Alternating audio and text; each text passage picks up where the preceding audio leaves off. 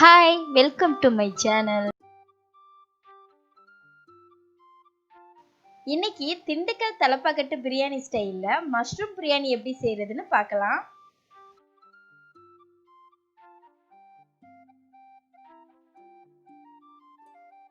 இதுக்கு ஃபர்ஸ்ட் ஒரு பாத்திரத்தை நல்லா சூடு பண்ணிக்கலாம். பாத்திரம் நல்லா சூடானதும் அதுல 1 ஸ்பூன் அளவு நெய் சேர்த்துக்கோங்க.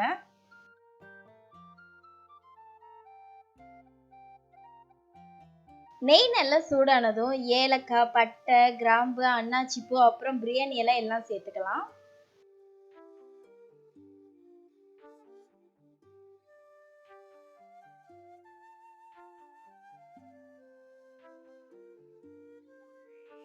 இப்போ ஒரு 50 கிராம் அளவு பெரிய வெங்காயத்தை கட் பண்ணி சேர்த்துக்கலாம்.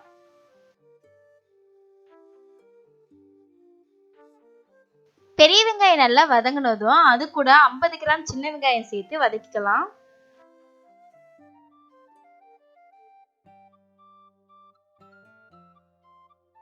இப்போ இஞ்சி பூண்டு பேஸ்ட் சேர்த்துக்கலாம்.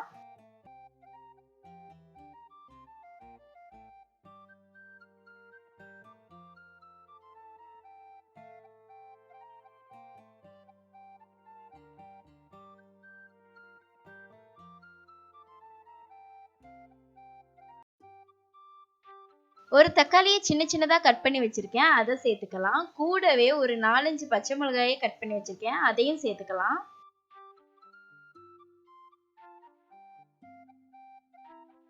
புதினா, மல்லி இலை, ரம்ப இலை இது 3ஐயும் சின்ன சின்னதா கட் பண்ணி வச்சிருக்கேன், அதையும் சேர்த்துக்கலாம்.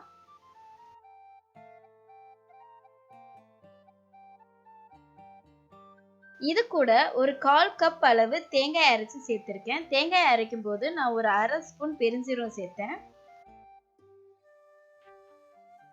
இப்போ இது கூட ஒரு 2 ஸ்பூன் தயிர் சேர்த்துக்கலாம்.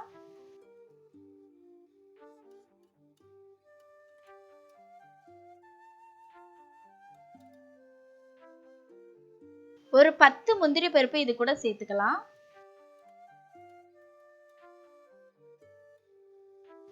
தேவையான அளவு உப்பு சேர்த்துக்கலாம்.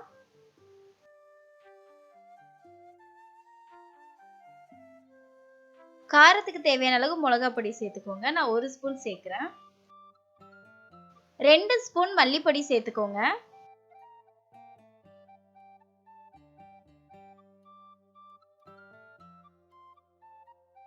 நான் 2 கப் அரிசி எடுத்திருக்கேன், அதனால 4 கப் தண்ணி சேர்த்துக்கிறேன்.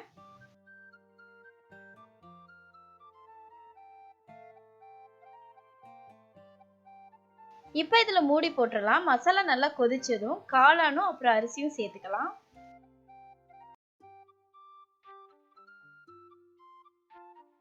மசாலா நல்லா கொதிச்சிருச்சு. இதுல ஒரு 300 கிராம் அளவு காளான் சேர்த்துக்கிறேன்.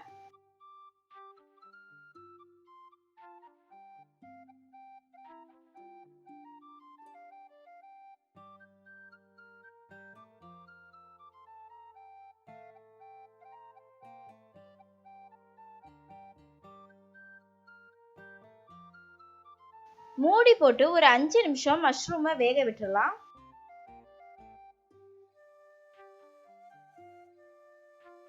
அஞ்சு நிமிஷம் ஆகிருச்சு. இப்ப 2 கப் அரிசி சேர்த்துக்கலாம். நான் 2 கப் அரிசியை 10 நிமிஷத்துக்கு முன்னாடியே ஊற வச்சு எடுத்திருக்கேன்.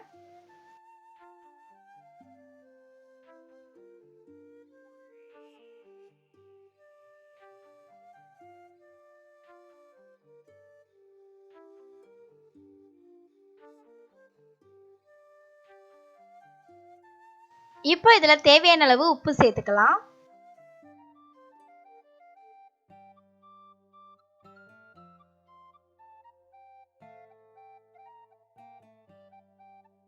மூடி போட்டு ஸ்டவ்வை சிம்ல வச்சு வேக விட்டுருங்க.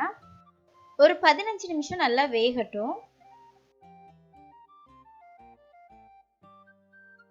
இப்போ ஒரு 10 நிமிஷம் ஆகியிருக்கு. தண்ணியெல்லாம் நல்லா குறைஞ்சிருக்கு. ஒரு 5 நிமிஷம் கழிச்சு ஸ்டவ்வை ஆஃப் பண்ணிட்டு வெயிட் போட்டுடலாம். 5 நிமிஷத்துக்கு அப்புறம் பிரியாணி ரெடி ஆயிருச்சு. இப்போ இதுல தம் போட்டுடலாம். தம் போட்டு 10 நிமிஷம் ஆயிருச்சு. இப்போ பிரியாணி எப்படி வந்திருக்குன்னு பார்க்கலாம்.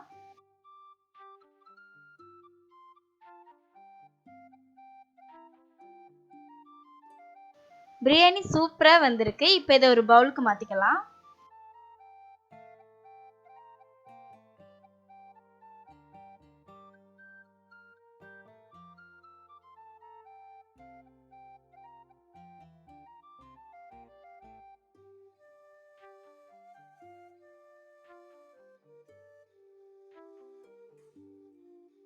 நம்மளோட மஷ்ரூம் பிரியாணி சூப்பரா ரெடி ஆயிடுச்சு. இதை நீங்களும் வீட்டில் ட்ரை பண்ணி பாருங்க. மறக்காம நம்மளோட யூடியூப் சேனலை சப்ஸ்கிரைப் பண்ணிருங்க.